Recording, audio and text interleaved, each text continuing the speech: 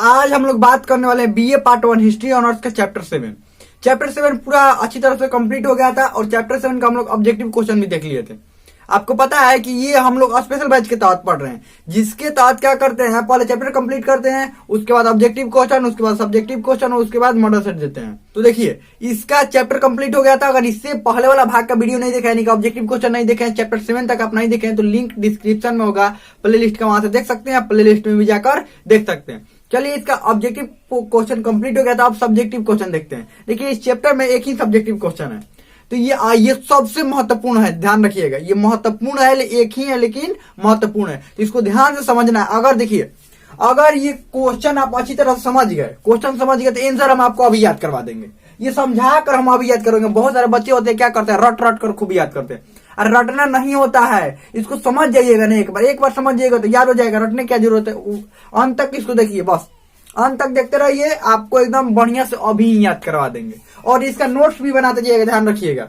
ये जितने भी बात बोलेंगे इसमें लिखने के लिए, वो नोट्स भी बनाते जाइएगा, इतना बात ध्यान रखिएगा। चलिए शुरू करते हैं हम लोग। ये क्वेश्चन है कि मगध साम्राज्य का उत्कर्ष के कारणों की विवेचना करे, या क्वेश्चन ऐसे भी आ सकता है कि मगध के उत्कर्ष के कारणों की विवेचना करे, या इस क्वेश्चन को ऐसे भी पूछा जा सकता है कि मगध साम्राज्य के उत्कर्ष के कारकों की विवेचना करे, या प्रमुख कारक क्या है। अलग अलग तरीका से भी क्वेश्चन पूछा जा सकता है कि प्रमुख कारक क्या है, मगध साम्राज्य के उत्कर्ष के प्रमुख कारक क्या है। तो ये देखिए, ये सब क्वेश्चन एक ही है, तो आपको समझ गया कि ये मुख्य रूप से क्वेश्चन यही पूछा जाएगा, मगध साम्राज्य के उत्कर्ष के कारण क्या है, प्रमुख कारण क्या क्या है। तो इसको लिखने के लिए सबसे पहले आपको बताया कि इंट्रोडक्शन लिखना होता है, उसके बाद बीच वाला पार्ट लिखना होता है, उसके बाद फिर निष्कर्ष जो होता है वो निष्कर्ष लिखना होता है। यानी कि तो चलिए सबसे पहले लिखते हैं इंट्रोडक्शन। उसके बाद इंट्रोडक्शन देखिए कहाँ शुरू करता है, मगध साम्राज्य के उत्कर्ष से शुरू करना। तो मगध साम्राज्य का उत्कर्ष कैसे हुआ, क्या लिखेंगे कि मगध साम्राज्य का उत्कर्ष महाजनपद काल से ही तीव्रता से प्रारंभ हुआ था। यानी कि ये जो मगध साम्राज्य, इसका उत्कर्ष महाजनपद काल से ही तीव्रता से प्रारंभ हुआ था। अब देखिए, इसको आप अंडरलाइन देखिए, मुख्य बातों को जब आंसर लिखते हैं ना, तो मुख्य बातों को अंडरलाइन करना होता है। अब देखिए, इसमें मुख्य बात क्या है, इसमें मुख्य बात महाजनपद काल है। महाजनपद काल को अंडरलाइन कर रहे हैं, प्रारंभ हुआ, इसको भी अंडरलाइन। आप कहेंगे प्रारंभ हुआ कैसे, मुख्य बात हुआ, ये मुख्य बात कैसे, देखिए प्रारंभ यानी कि शुरू, यहीं से प्रारंभ भी बात देखना चाहिए, प्रारंभ हुआ, इसको भी आप अंडरलाइन कर सकते हैं। उसके बाद मगध हर दृष्टि से समर्थ, सक्षम और नई ऐतिहासिक चेतना से संपन्न था। यानी हर दृष्टि से मगध जो था वो संपन्न था। कैसे कैसे संपन्न था, देखिए, समर्थ, सक्षम और नई ऐतिहासिक चेतना से संपन्न था। ये पहले ही बताया कि मगध शुरू से ही शक्तिशाली राज्य रहा है, यानी कि शक्तिशाली जनपद या आप राज्य उसको कह लीजिए। शुरू में जनपद था, बाद में बड़ा क्षेत्र हो गया। शुरू से ही शक्तिशाली क्यों रहा, शक्तिशाली उसमें अभी आगे बात करेंगे क्यों शक्तिशाली रहा। इसका उत्कर्ष कई चरणों में हुआ था, इसका उत्कर्ष कई चरणों में हुआ। और उसके बाद क्या लिखेंगे, उसके बाद लिखेंगे इसके कई प्रमुख कारण थे। यानी इसके उत्कर्ष के यहाँ पर लिख सकते हैं, इसके उत्कर्ष के यहाँ पर क्या लिख सकते हैं, या मगध के उत्कर्ष के कई प्रमुख कारण थे, उत्कर्ष के कई प्रमुख कारण थे। यानी कि मगध के उत्कर्ष के कई प्रमुख कारण थे। और सबसे जो पहला कारण यहाँ पर लिखकर अंडरलाइन डैश करेंगे, उपजाऊ भूमि। हम आपको जब चैप्टर पढ़ा रहे थे तो उसमें बहुत अच्छा समझाते कि उपजाऊ भूमि क्यों था, ये मगध का उपजाऊ भूमि क्यों था, क्यों ये उपजाऊ भूमि बहुत अधिक था। देखिए, आपको हम बताए भी थे, जब नदियों के किनारे वाला जो क्षेत्र होता है, ये नदी हो गया, नदियों के किनारे वाला जो क्षेत्र होता है बहुत ही उपजाऊ होता है। साइड वाला यानी कि नदी के किनारे जो भी क्षेत्र होता है वो उपजाऊ होता है। तो यहाँ पर जब हम लिखेंगे ना, तो लिखने के बाद ऐसा आप बना दीजिएगा, नदी बना दीजिएगा, या लिख दीजिएगा गंगा नदी, और साइड वाला लिख दीजिएगा उपजाऊ भूमि। अब देखिए, ये बनाने से क्या होगा, गंगा नदी, यहाँ पर क्या लिखिएगा, देखिए नदी बना दीजिए ऐसे, ध्यान रखिएगा। इसको यहाँ पर हम लिखवाएंगे, लेकिन साइड में आपको बनाना है। ये यहाँ पर नीचे नहीं, नीचे बस ऐसे ही आपको समझाने के लिए बता रहे हैं। यहाँ पर ये गंगा नदी ऐसे बना दीजिए, गंगा नदी आपको बताया है ना, डायग्राम सब में बनाना है, और अधिकतर जहां जहां हो सके वहां डायग्राम बनाना। ये साइड में ये वाला ऐसे लिखकर यहाँ पर लिख देना उपजाऊ भूमि, उपजाऊ भूमि। भूमि यहाँ पर भी क्या लिख दीजिएगा, ऐसे यही वाला ऐसे करके तीर बना सकते हैं, या उपजाऊ भूमि भी लिख सकते हैं। अब देखिए यहाँ पर उपजाऊ भूमि में सबसे पहले क्या लिखेंगे, मगध महाजनपद। यहाँ पर क्या लिखेंगे, मगध महाजनपद, जनपद गंगा और सोन के संगम पर बसा हुआ था। सोन के संगम पर बसा हुआ था। इसके कारण इसके आसपास वाले क्षेत्र बहुत ही उपजाऊ थे। इसके कारण इसके आसपास वाले यानी गंगा और सोन के आसपास वाले क्षेत्र या मगध के क्षेत्र बहुत ही उपजाऊ थे। मगध के क्षेत्र बहुत ही उपजाऊ थे। यहाँ पर अधिक मात्रा में फसलें उपजती थी, जिसके कारण यहाँ पर लिखिएगा, ये सब जो बोल रहे हैं वो सब लिखना है। यहाँ पर अधिक मात्रा में फसलें उपजती, जिसके कारण यहाँ के लोगों का मुख्य पेशा कृषि था। जिसके कारण यहाँ के लोगों का मुख्य पेशा कृषि था। और अधिक फसल उपजने के कारण राजा होते थे, उनको अधिक मात्रा में कर मिलता था, जिसके कारण उनका खजाना हमेशा भरा रहता था या राजकोष हमेशा भरा रहता था। इसके बाद क्या लिखेंगे, जिसके बाद ये राजा का राजकोष भरा रहता था। अब लिखेंगे कि यहाँ पर जंगलों की भी बहुत अधिकता थी, जिसके कारण यहाँ पर लकड़ियों की कमी नहीं होती थी और यहाँ से कीमती लकड़ियों का व्यापार अन्य महाजनपदों में और दूसरे देशों में भी होता था। और लकड़ियों का उपयोग मजबूत नाव बनाने में और मजबूत रथ बनाने में होता था। मजबूत रथ बनाने से युद्ध में रथ बहुत ही उपयोगी होते थे, जिसके कारण यहाँ के राजा को युद्ध जीतने में बहुत मदद मिलती थी। और उसके बाद ये सब लिख रहा है ना, ये सब हम जो बोल रहे हैं वो सब लिखना। उसके बाद देखिए क्या लिखना है। उसके बाद लिखना है, यहाँ के जंगलों में हाथी की अधिकता थी, जिसके कारण हाथियों को युद्ध लड़ने के लिए जंगलों से पकड़ा जाता था और युद्ध लड़ने के लिए उनको प्रशिक्षण दिया जाता था और युद्ध में उतारा जाता था, जिसके कारण यहाँ के राजा युद्ध जीत जाते थे।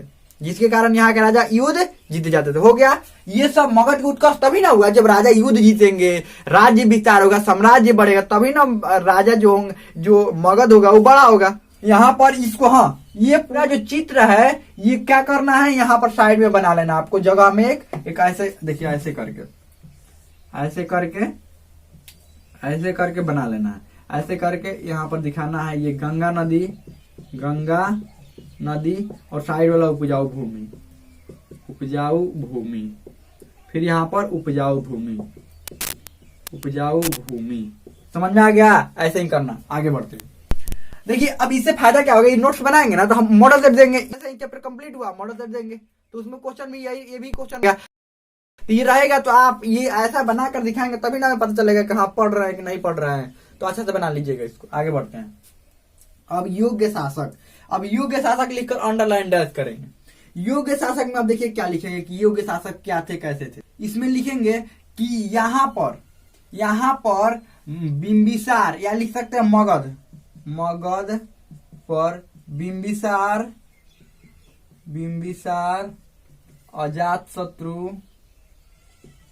अजातशत्रु तथा पदमनंद जैसे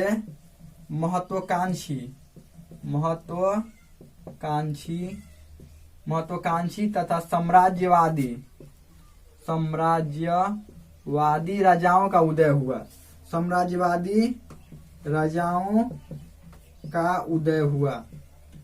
हुआ। देखिए ऐसे राजा तो बहुत सारे आए, मगध में बहुत सारे राजा आए, लेकिन उन्हीं का नाम लिखेंगे जो योग्य थे, जो कि साम्राज्य विस्तार के लिए कुछ करते थे।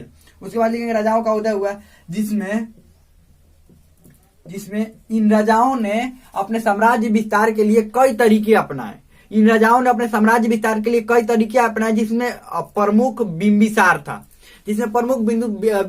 था। बिंबिसार ने भी अपने साम्राज्य विस्तार के लिए कई तरीके अपनाए, जिसमें प्रमुख था वैवाहिक संबंध और मित्रता और युद्ध के द्वारा अपना साम्राज्य का विस्तार करता था। युद्ध के द्वारा भी अपना साम्राज्य का विस्तार करता था। इन राज्यों का एक ही उद्देश्य था कि मगध को और बड़ा बनाया जाए और इसका और साम्राज्य विस्तार किया जाए। बस इतना लिख दिया इस साम्राज्यवादी में। अब देखिए क्या करेंगे यहाँ पर, ये जब बिंबिसार का लिख रहे थे ना, तो बिंबिसार का लिखेंगे यहाँ पर बिंबिसार के साम्राज्य बिंबिसार लिखकर बिंबिसार का क्षेत्र विस्तार नीति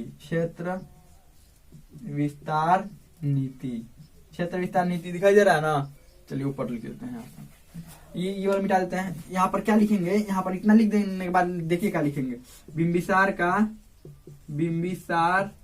का क्षेत्र विस्तार नीति लिख कर और ऐसे ऐसे कर देंगे इसको करके। और यहाँ पर पहला लिखेंगे वैवाहिक संबंध यहाँ पर लिखे हैं, इसमें लिखेंगे, इसके नीचे भाई इसको बना देंगे, ध्यान रखिएगा।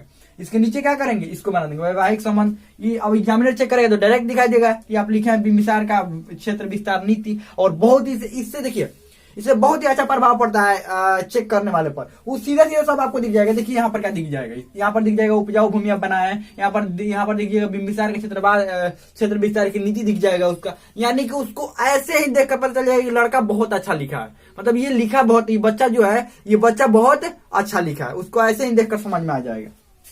तो बिंबिसार का क्षेत्र विस्तार। और दूसरा में क्या था, दूसरा में था मित्रता भी करता था। तीसरा में क्या था, मित्रता और तीसरा में था युद्ध। ये तीनों था ना, तीसरा में था युद्ध। चलिए अब अगला मजबूत सैन्य क्षमता। इस पर अब देखिए मजबूत सैन्य क्षमता, तो यहाँ पर क्या लिखेंगे कि मगध के विस्तार में मजबूत सैन्य क्षमता लिखकर अंडरलाइन डैश करेंगे। हम लिखेंगे कि मगध के विस्तार में यहाँ के मजबूत सैन्य क्षमताओं का महत्वपूर्ण योगदान था, जिसमें प्रमुख था हाथियों को जंगलों से पकड़कर उनको प्रशिक्षण दिया जाता था युद्ध लड़ने का, और युद्ध में उनको उतारा जाता था, जिसके कारण यहाँ के जो सैनिक व्यवस्था थी बहुत अधिक मजबूत हो जाती थी। सैनिक व्यवस्था बहुत अधिक मजबूत हो जाती थी और यहाँ के राजा युद्ध जीत जाते थे। और हाथियों की उपलब्धता यहाँ के जंगलों में बहुत अधिक था। साथ साथ यहाँ पर मगध वाले क्षेत्र में लौह अयस्क मिले थे, जिसके कारण हथियार अधिक मात्रा में और बहुत ही ताकतवर और अधिक मात्रा में हथियार बनाए जाने लगे थे, और अलग अलग तरह के हथियार बनाए जाने लगे, जिसके कारण यहाँ के राजाओं को युद्ध लड़ने में काफी मदद मिलता था। मजबूत सैन्य क्षमता में हो गया, आगे बढ़ते हैं। व्यापार में वृद्धि। यहाँ के राजाओं का मुख्य ध्यान कृषि के साथ साथ व्यापार पर भी था। जो भी अनाज अधिक उपजता था उनका व्यापार अलग अलग महाजनपदों के साथ साथ विदेशों में भी किया जाता था। और यहाँ से जो भी वस्तुएं बनती थी वो अलग अलग देशों में भी निर्यात किया जाता था। यहाँ के व्यापार प्रणाली बहुत अच्छा था, जिस पर राजाओं को बहुत अधिक मात्रा में कर मिलता था। इतना लिख लिया, व्यापार प्रणाली में हो गया। अब देखिए और एक बात समझिए, भारत का मैप आप जरूर इसमें बनाएंगे, ध्यान रखिएगा। भारत का मैप बनाना जानते हैं ना। भारत का हो सके तो बिहार का भी मैप बना सकते हैं। 2-3 बार हम बताए हैं। भारत का आप कैसा भी मैप बना दीजिए, कोई दिक्कत नहीं है। अब यहाँ पर लिख दीजिए, क्या लिख दीजिएगा, या यहाँ पर लिख दीजिए, यहाँ पर लिख दीजिए मगध। ये मगध लिख सकते हैं यहाँ पर, मगध, या बिहार का भी मैप बना सकते हैं। बिहार का मैप कैसे बनाएंगे, देखिए यहाँ पर बनाकर दिखा रहे हैं। ये बिहार का मैप, ये जरूरी नहीं है कि सही सब बनाएंगे। यहाँ से कर देंगे गंगा नदी, इसको क्या लिख देंगे, गंगा नदी। ये लिख देंगे, यहाँ पर भारत लिख देंगे, भारत। ये क्या लिख देंगे, बिहार। यहाँ पर क्या लिख देंगे, बिहार। यहाँ पर कर देंगे मगध कर देंगे। शुरुआत में मगध तो यही नहीं था, बाद में तो विस्तार हुआ। यहाँ पर लिख देंगे वैशाली, क्योंकि ये उत्तर में था। वैशाली क्या था, उत्तर में था। वैशाली गंगा के उत्तर में था, वैशाली। यहाँ पर लिख देंगे अंग लिख देंगे। अब देखिए इतना कुछ लिख देंगे, यहाँ पर बिहार का ये मैप होगा, इतना कुछ लिख देंगे। एग्जामिनर ऐसे ही नंबर दे देगा, वो ऊपर देखकर नंबर दे देगा, समझ लीजिए। अब देखिए इसका निष्कर्ष भी लिखना है, इसका क्या करना है, नीचे निष्कर्ष लिखना है। तो निष्कर्ष में क्या लिखेंगे, निष्कर्ष ये नहीं लिखते कैसे, निष्कर्ष, निष्कर्ष ऐसे लिख करना, ये ऐसे भी आप लिख सकते हैं लेकिन ऐसे मत लिखिए निष्कर्ष। अब डायरेक्ट आप निष्कर्ष लिखना शुरू कर दीजिए, जितना हो गया ना, तो एगो लाइन छोड़कर और निष्कर्ष यहाँ से लिखना शुरू कर दीजिए। अब देखिए यहाँ पर निष्कर्ष में क्या लिखेंगे, मगध साम्राज्य के उत्कर्ष में यहाँ के सैन्य व्यवस्था के साथ साथ यहाँ के राजाओं का भी महत्वपूर्ण योगदान था।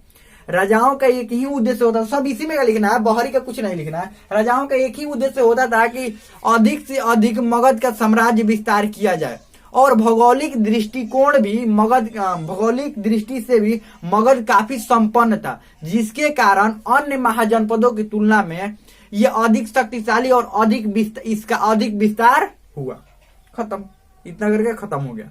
तो हमें लगता है बहुत अच्छा समझ में आ गया होगा। ये भारत का मैप बना लीजिएगा, भारत का मैप, बिहार का मैप बना लीजिएगा। यहाँ एक बताए थे, ये बताए थे कि कैसे कैसे क्या क्या बनाना है, ये सब बना लीजिएगा। और अपने जो आप कॉपी में ये नोट्स बनाते हैं, नोट्स वाला कॉपी में जरूर इसको बनाइएगा। हमें लगता है बहुत अच्छा समझ में आ गया होगा। इसमें आपको कोई भी डाउट हो, कोई भी क्वेश्चन हो तो आप कमेंट में पूछ सकते हैं, हमें लगता है समझ में आ गया होगा।